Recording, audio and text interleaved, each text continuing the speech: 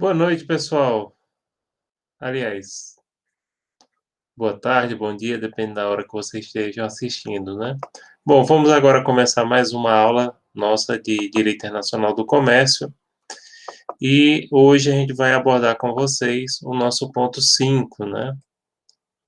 O nosso ponto 5 é solução de controvérsias no comércio internacional, arbitragem. O que é importante vocês já saberem de antemão é que a arbitragem é a principal forma de resolução de conflitos no âmbito do comércio internacional. Praticamente não se usa o judiciário, é possível usar o judiciário? É, mas realmente a arbitragem é a mais usada, o mecanismo mais usado para resolver os problemas entre as empresas, né, no âmbito do comércio internacional.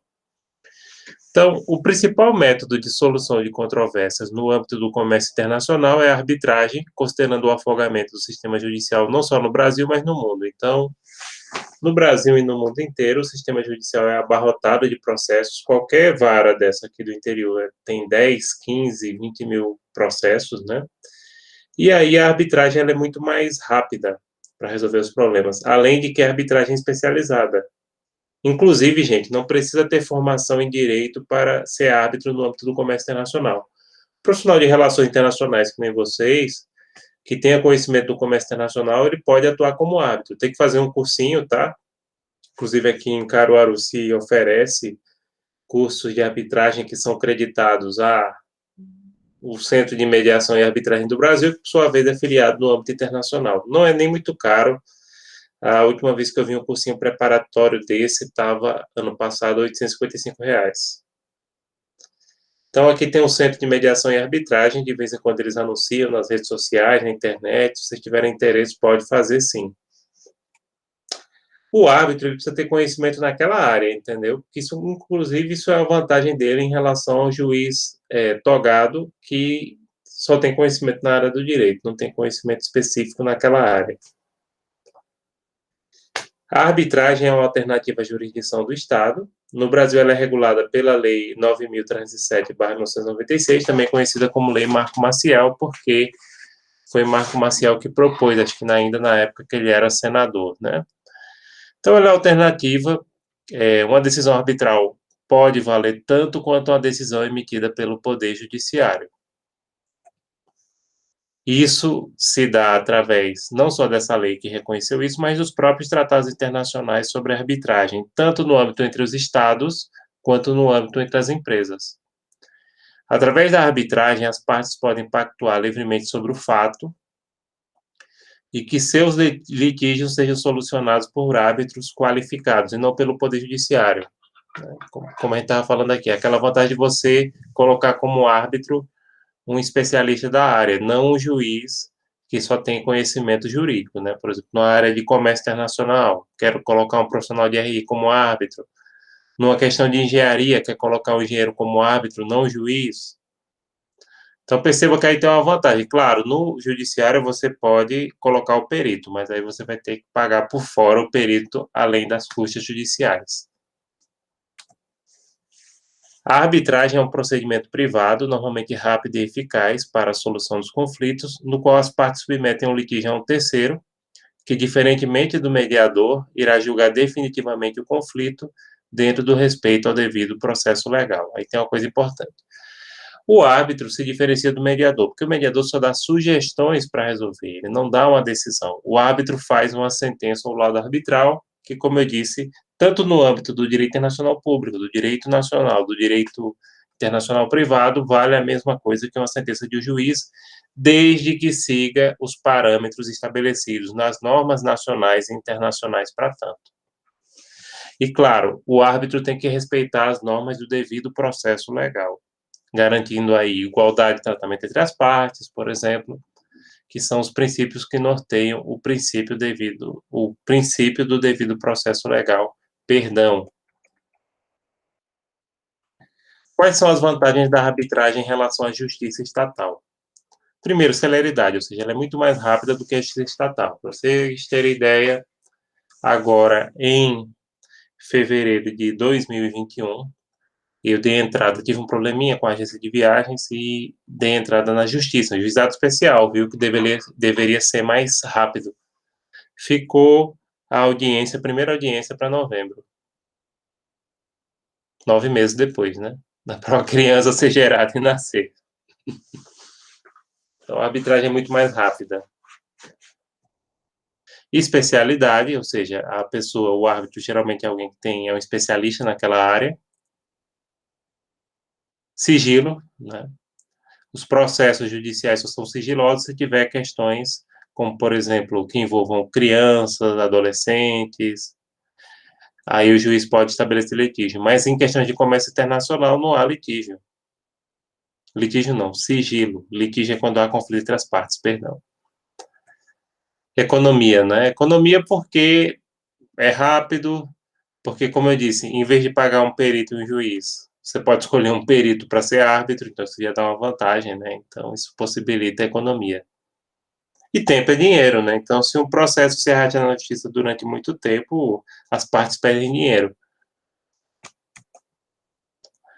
Para instituir o procedimento de arbitragem, as partes deverão firmar uma cláusula compromissória antes ou depois do surgimento do conflito. Essa cláusula compromissória pode vir no próprio contrato, no qual as partes estabelecem que para resolver um problema decorrente daquele contrato, vai ser definido através da arbitragem e não do Poder Judiciário. A partir da edição da Lei 9.307, 1996, a cláusula arbitral passou a ter força obrigatória entre as partes, afastando a intervenção do Poder Judiciário. O que significa isso? Significa que se um contrato tiver uma cláusula arbitral, a cláusula compromissória, e o juiz não aceita nenhuma ação relativa àquele processo, ele vai ter que ser resolvido exclusivamente através da arbitragem, tá? Então, isso ocorre também no direito internacional público, tá? Se um tratado ele tiver uma cláusula arbitral estabelecendo que qualquer conflito entre as partes deve ser resolvido através de arbitragem, o Poder Judiciário Internacional, como a Corte Nacional de Justiça de Haia, não vai aceitar nenhuma ação. Vai dizer, não, vocês não escolheram a arbitragem, tem que resolver através da arbitragem. Não do Poder Judiciário, ou do Tribunal Internacional, no caso, né? E as regras do procedimento arbitral, né, podem ser estabelecidas livremente pelas partes, entretanto, devem respeitar os princípios do devido processo legal, o contraditório, a igualdade entre as partes, a imparcialidade e o livre convencimento do árbitro sob pena de nulidade da sentença arbitral. Então, tem que respeitar esses princípios que garantem o devido processo legal e que o processo de arbitragem seja justo. Contraditório, que provavelmente vocês não sabem, é a questão de você dar a mesma oportunidade de defesa, né, e de fala para ambas as partes do conflito. Então, isso é o contraditório. E aí, tem a questão da imparcialidade, né, de imparcial não é ser neutro, é tratar as partes com igualdade. Não ajudar ou prejudicar uma das partes porque é amigo ou inimigo. E o árbitro, gente, ele tem que ser alguém escolhido de comum acordo entre as partes, tá? Então, as partes já acordam entre si, acordam no sentido de entrar em acordo, né? Acordar de levantar, né? Quem vai ser o árbitro? Então, as partes têm que escolher, porque se não houver uma escolha de comum acordo, não se escolhe o árbitro. Isso aí já ajuda, inclusive, a garantir a imparcialidade.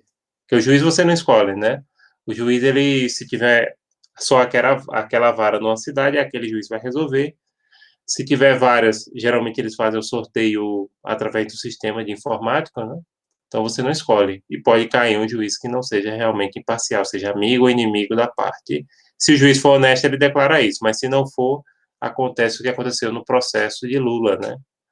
Como vocês devem lembrar que o juiz Sérgio Moro foi considerado parcial, né, pelo Supremo Tribunal Federal, pela questão das posturas políticas dele e pelos atos que ocorreu no decorrer antes, durante e depois do processo.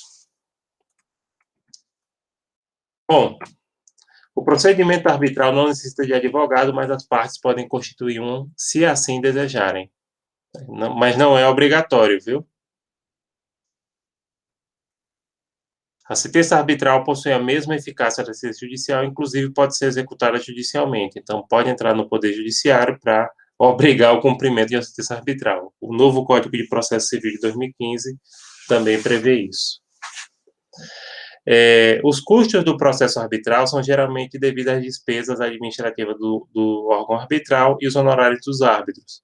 Mas quem atua na área diz que sai mais barato do que o Poder Judiciário, considerando o tempo, tá? Existem câmaras de mediação e arbitragem, certo? E, por exemplo, aqui em Caruaru, é filiada à entidade estadual, nacional e internacional. Só é necessária a homologação judicial das arbitragens no Poder Judiciário, no caso no STJ. STJ é o Superior Tribunal de Justiça, é um tribunal que fica abaixo só do STF, funciona em Brasília, quando for proferida por entidade estrangeira. Então, se for emitida por entidade estrangeira, aí precisa, sim, fazer o trabalho de homologação no STJ.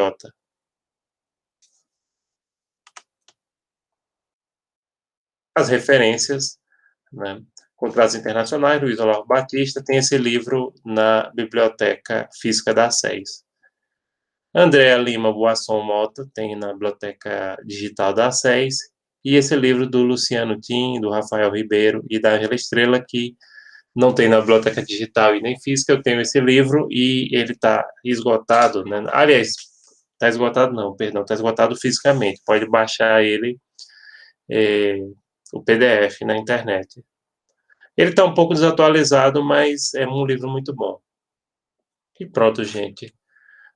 Basicamente é isso. Obrigado pela atenção de sempre e até a nossa próxima aula.